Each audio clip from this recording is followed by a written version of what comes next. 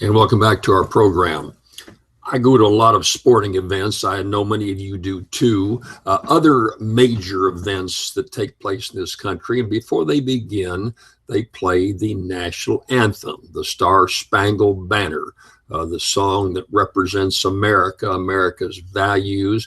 And it's also a song that talks about freedom. And I understand we want to protect those freedoms. No one has been more aggressive in pushing freedoms than I have on this show. If you know some of the past problems I've had, I've been very aggressive in writing and talking about freedoms. The national anthem is played, and we stand up to respect the flag. We stand up to do more than that. We stand up to support our troops that are located all over the world in military combat. I volunteered to serve my country when I didn't have to. I was not about to be drafted, but I decided I should serve, and I stayed in the Army and also the National Guard for 12 years. I'm not patting myself on the back. That's just something I felt I should do as an American. And in that regard, I always honored the Star Spangled Banner when it was played, our national anthem. Well, some don't agree with that. There is a quarterback for the San Francisco 49ers named Colin Kaepernick. He makes $19 million a year to play professional football, and he chose to protest the state of Black America by not standing for the national anthem just before a San Francisco Giants football game just here recently. And so, I'm sorry, the 49ers, San Francisco 49ers. And so he doesn't stand for the national anthem.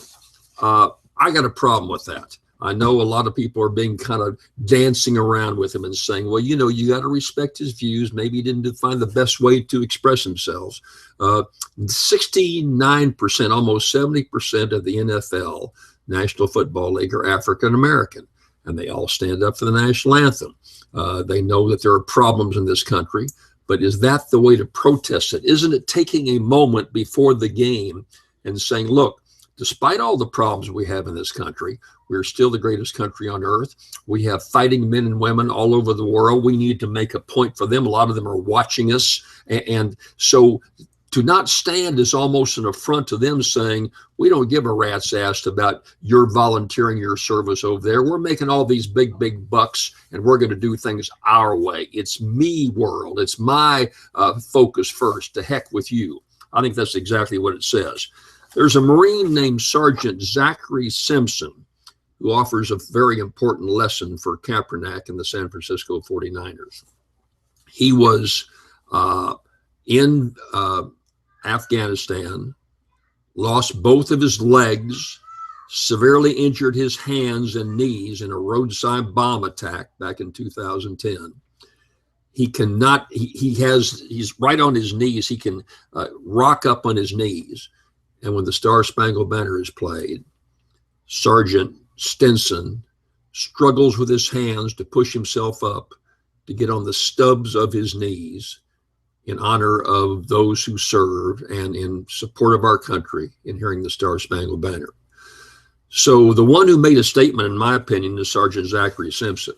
I think Kaepernick is a spoiled brat who makes his $19 million a year. If he wanted to do other things, I've never heard of him donating money for causes. There's all kinds of ways to protest as you're about to play a football game. That's cowardly. There's no honor in doing something like that. The honor goes to Marine Sergeant Zachary Simpson, who, although it was a huge struggle for him to do so, takes his arms and pushes up and stands for the Star Spangled Banner. It takes him 2 or 3 minutes, I'm told, for him to get up on the stumps of his legs that he gave for the life of his country. God bless you, Zachary Simpson. Colin Kaepernick, grow up. You don't deserve to represent your country in any way. I'll be right back.